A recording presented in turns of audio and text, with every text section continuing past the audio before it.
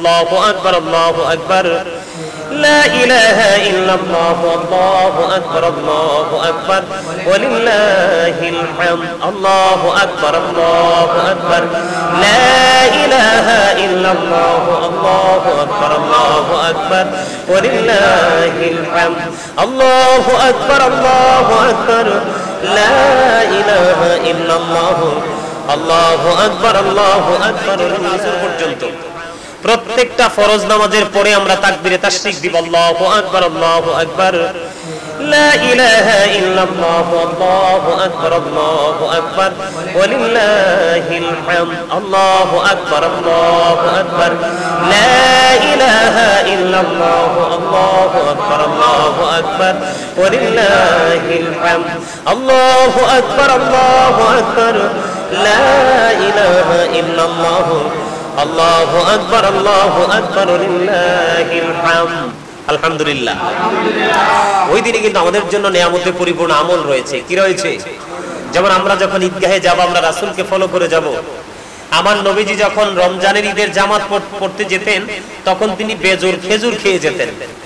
এই আমলটা আমরা করা, বেজোর খেজুর খেয়ে ঈদগাহের দিকে যাওয়া, এটা আমাদের জন্য সুন্নাহ। এটা আমরা কি করব?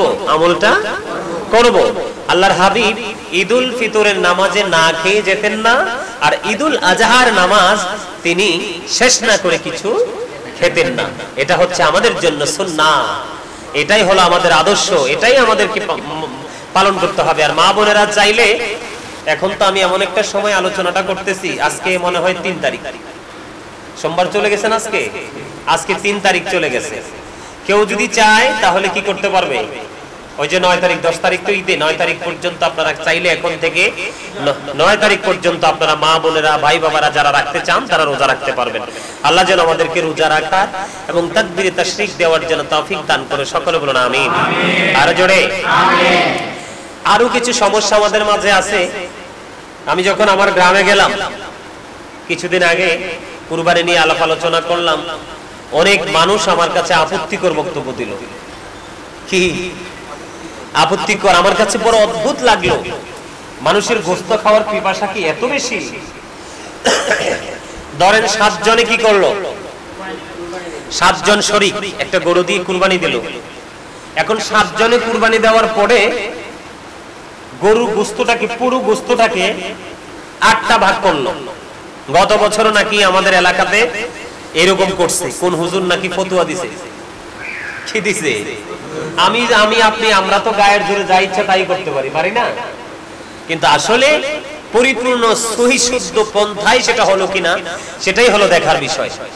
এজন্য আল্লাহ রাব্বুল আলামিন যেই কোনো কথাই বলেছেন, ইয়া আইয়ুহাল্লাযিনা আমানু বলেছেন, ইয়া আইয়ুহান নাস বলেছেন।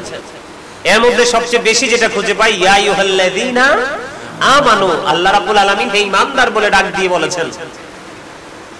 সবচেয়ে উত্তম যে পন্থা, কুরবানির পশুটা কিনে জবাই করার পরে গোশতটা যারা শরীকরা নিবে, সবচেয়ে উত্তম, যেটাকে মুস্তাহাব বলা হয়, উত্তম যে পন্থাটা সেটা হলো গরুটাকে জবাই করে, পশুটাকে জবাই করে গোশতটা 3টা ভাগে ভাগ করা হবে। কয়টা ভাগে? 3টা ভাগে ভাগ করা হবে। একটা ভাগ আপনার সমাজের গরিব দুঃখী অসহায় মানুষের জন্য, আর আরেকটা ভাগ আপনার আত্মীয় স্বজন যারা রয়েছে দূর দূরান্তে, তাদের কি নাই কুরবানি দ্বারা দিতে, কেউ দিল বা কেউ না দিল সমর্থ নেই, কিন্তু আত্মীয় হিসাবে আপনি আরেকটা ভাগ তার জন্য রাখবেন। তার জন্য রাখবেন। আর একটা ভাগ, যেমন 7 জনে যদি কুরবানি দেন, একটা ভাগ 7 জনে মিলে ভাগ করে নেবেন। সুবহানাল্লাহ। এটা হলো সবচেয়ে উত্তম পদ্ধতি। কি গোশতটা কি করতে হবে? রাসূল প্রথমে নিষেধ করেছিলেন, পরে বলেছে রাসূল যে 3 দিনের পরেও গোশত কি করা যাবে? রেখে খাওয়া যাবে। প্রথমে নিষেধ করেছিলেন, পরে খাওয়া যাবে। আপনি এটা মুসলিম বলেন অমুসলিম বলেন, সবাইকে কুরবানির গোশত খাওয়ানো যাবে, এখানে কোনো প্রতিবন্ধকতা নেই।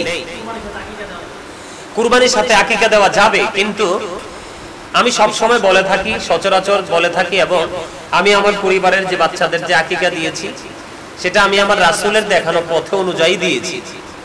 আমি কিন্তু চাইলে গরুর সাথে আকিকাটা দিয়ে দিতে পারতাম কুরবানির সাথে, কিন্তু আমি দেইনি। তার কারণ হলো আমার নবীজি বলেছে কুরবানি তো বছরে একবার, তাও যারা ধনী তাদের উপর ওয়াজিব, যারা আর্থিকভাবে স্বাবলম্বী তাদের উপর ওয়াজিব, যারা মুকিম তাদের উপর ওয়াজিব কুরবানিটা। হ্যাঁ, কিন্তু আমার নবীজি যেহেতু বলেছে, কারণ বছরে আমাদের মাঝে অনেক সন্তান পৃথিবীতে আসে না? আমার রাসূল যেহেতু বলেছে 7 দিনে মাথার চুল ফালাইবা, নাম রাখবা, আর কন্যা সন্তান হলে 1 বছরের একটা ছাগল দিয়ে একটা আকিকা করে দিবা, আর পুত্র সন্তান হলে 1 বছরের 2টা ছাগল দিয়ে আকিকা করে দিবা। সুবহানাল্লাহ। এজন্য আমাকে যদি কেউ প্রশ্ন করে যে হুজুর দেওয়া যাবে না, আমি বলছি যাবে, দিতে পারবেন, কিন্তু সবচেয়ে সুন্দর হলো আমার নবীজি যে রাস্তাটা দেখিয়েছে সেটাই পালন করা আমাদের জন্য কি উচিত। এটাই হলো সুন্নাহ, এটাই হলো সুন্দর, এটাকে বলে সৌন্দর্য ইসলামের। আমরা যখন অমান্য করব তখনই কিন্তু আমাদের সব সাইড দিয়ে আমাদের প্রতিকূল অবস্থা সৃষ্টি হয়ে যাবে। আবার আরেকটা বিষয় হলো, আমরা যে কুরবানি পশুটা জবাই করি, জবাইয়ের ক্ষেত্রে কিন্তু পশুকে কষ্ট দেওয়া যাবে না। পশুকে কি করা যাবে না? আর পশুকে কষ্ট দেওয়া যাবে না। জীবিত অবস্থায় চেঁচিয়ে আমাদের দেশে দেখা যায়, জীবিত অবস্থায় চেঁচিয়ে এক জায়গা থেকে আরেক জায়গায় স্থানান্তর করা হয়, এটাও করা যাবে না। অতীব দুর্বল ছুরি, যেটা ধারালো নয়, এইরকম ছুরি দিয়ে পশু জবাই করা যাবে না। কথা কি বুঝে আসছে? এগুলো কি করা যাবে না? করা যাবে না। আরেকটা বিষয় হলো, পশু জবাই করার সময় বিসমিল্লাহি আল্লাহু আকবার বলতে ভুলা যাবে না। বিসমিল্লাহি আল্লাহু আকবার বলে পশুর গলায় কি করতে হবে? ছুরি চালাতে হবে। এগুলো আমাদেরকে মনে রাখতে হবে। আর আমাদের দেশে যখন আমাদের দেশে কি বলবো, লজ্জাও লাগে, আবার না বললেও তো হবে না, মানুষ জানবে কি করে না বললে। আমাদের দেশে কিন্তু মানুষ নামাজ পড়ে আসলে, নামাজ পড়ে এসে আমাদের দেশে মানুষ কি করে, ম্যাক্সিমাম ছেলেরাই দেখছি একদম হাফ প্যান্ট পরে গোস্ত, মানে পশু জবাই করে গোস্ত কাটাকুটি বন্টন করতে যায়। ম্যাক্সিমাম ছেলেরাই কিন্তু হাফ প্যান্ট পরে আসে। কি করে আসে? কি করে আসে? এখন আমরা তো এমন মুসলমান, গতকালকে একজনকে দৌড়ছিলাম, আমার খুব কাছাকাছি ছিল, তার চুল কাটার স্টাইল, তার দাড়ি রাখার স্টাইল দেখে তোর জন বলছি, ওর তার মানে ইয়া নাই, জবান নাই। আমি ওরে বলছি, আমার রাসূল বলেছে হাদিস শরীফের মধ্যে সব জাতির জন্য মডেল হওয়ার কথা ছিল আমাদের, সব জাতের জন্য। কথা বলে না? আমাদের দেশে কত বিধর্মী আছে না? সবার জন্য মডেল হওয়ার কথা ছিল কার?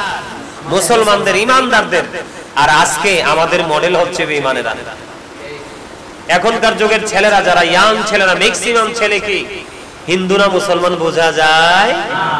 বোঝা যায়? তাদের দাড়ি রাখার স্টাইল দেখলে, দাড়ি কাটার স্টাইল দেখে, এখন এগুলোকে রঙিন করার স্টাইল দেখলে আসলেই কি এটা আসলেই কি মুসলমান কিনা, এটাকে সালাম দিব কিনা। এখন সালাম দিয়ে যদি দেখি এটা অন্য জাত, তো কেমন হইলো? ওদেরকে তো সালাম দেওয়া যাবে না। কথা কি বুঝে আসছেনি আমার?